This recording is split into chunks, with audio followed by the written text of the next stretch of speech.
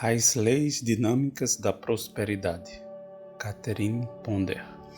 Parte 1. Leis básicas de prosperidade que podem lhe trazer riquezas. A incrível verdade a respeito da prosperidade. A verdade sobre a prosperidade, por mais surpreendente que pareça, é esta: o correto é que você seja próspero. Russell Conwell enfatizou isso em sua famosa palestra, Acres of Diamonds. Eu lhe digo, você deve ser rico. Você não tem o direito de ser pobre. Viver e não ser rico é um infortúnio, e um duplo infortúnio, porque você tanto poderia ter sido rico quanto pobre.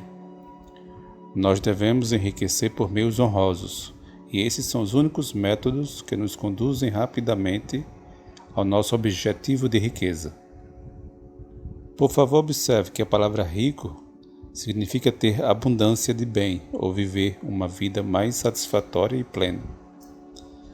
De fato, você é próspero quando está experimentando paz, saúde, felicidade e plenitude em seu mundo. Existem métodos honrosos que podem levá-lo rapidamente a esse objetivo, e isso é mais fácil de conseguir do que você pensa. E esta é mais uma verdade chocante sobre a prosperidade. Muitas décadas atrás, um executivo previu que os líderes religiosos do futuro seriam forçados a dedicar mais atenção a ajudar seus seguidores a vencer seus problemas pessoais e econômicos do presente, e que eles se preocupariam menos com o passado já morto e com o futuro ainda não nascido. Eu concordo com esse executivo e quero fazer isso: resolver seus problemas pessoais e econômicos no presente. Caso você o faça, seu passado e seu futuro cuidarão de si mesmos. Você deve desejar a prosperidade.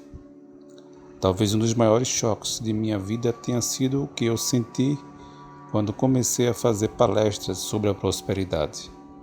Logo percebi que muitas das pessoas que iam às palestras ainda estavam lidando com o velho dilema: se elas deveriam desejar prosperar. Elas queriam prosperidade. Toda pessoa normal quer, mas ficavam imaginando, em segredo, se deveriam querer ou não, especialmente em uma perspectiva espiritual. A maior parte das pessoas ligadas a atividades comerciais parecia sentir-se culpada por querer prosperidade. Embora desse duro todos os dias em seus empregos para conseguir isso, a questão permanecia em suas mentes: a pobreza era uma virtude espiritual ou um vício comum? O conflito do pensamento dessas pessoas estavam trazendo desordem também às suas profissões. Isso neutralizava seus esforços para serem bem-sucedidos, não importando quão duro trabalhassem. Logo ficou evidente que seriam necessárias algumas ideias ousadas, até mesmo impressionantes, sobre o assunto, a fim de minar certas crenças que há anos acorrentavam essas pessoas a existências medíocres. Percebendo isso, passei várias semanas explicando a elas como Deus, o homem e a prosperidade estavam todos devidamente relacionados. Depois que o choque inicial dessas ideias passou, aquelas ótimas pessoas ficaram bastante aliviadas e muito felizes, por finalmente não sentirem mais culpa ao desejarem a prosperidade. Em pouco tempo, todos começaram a experimentar resultados prósperos.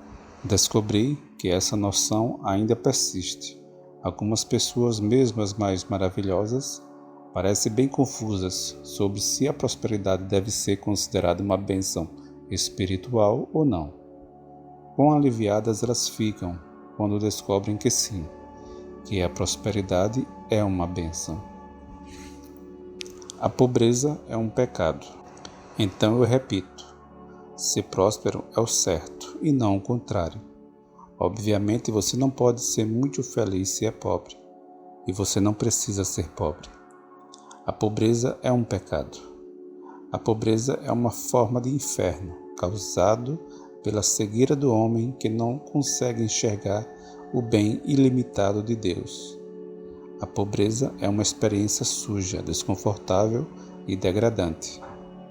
A pobreza é, na verdade, um tipo de doença e, em suas fases agudas, parece uma forma de insanidade. A pobreza lota as prisões com ladrões e assassinos. Ela leva homens e mulheres à bebida, à prostituição, ao vício em drogas, ao suicídio. Ela leva crianças potencialmente boas, talentosas e inteligentes à delinquência e ao crime. A pobreza leva pessoas a fazerem coisas que nunca sequer sonhariam em fazer. O comunismo, um dos movimentos mais temíveis que o mundo já experimentou, se fortalece justamente com a pobreza. Os governos que foram dominados pelo comunismo assim o fizeram. Em geral, por razões financeiras, acreditando que esse sistema fosse um caminho para a segurança de suas economias. Os resultados pecaminosos da pobreza não conhecem fronteiras. Essa é uma das razões pelas quais eu, como ministra, tenho me sentido guiado a fazer o que puder para ajudar as pessoas a erradicar o pecado da pobreza de suas vidas. Um médico que eu conheço disse que teria muito menos pacientes caso fossem solucionados os problemas financeiros porque passam. Preocupação, tensão e esforço conduzem a má saúde. Ele disse que os hospitais psiquiátricos estão cheios de pessoas cujas mentes e corpos foram prejudicados por uma pressão financeira prolongada. Já se estimou que 90% das doenças da humanidade são causados pela pressão, pela miséria e pela infelicidade da pobreza. Vamos parar de pensar na pobreza como uma virtude.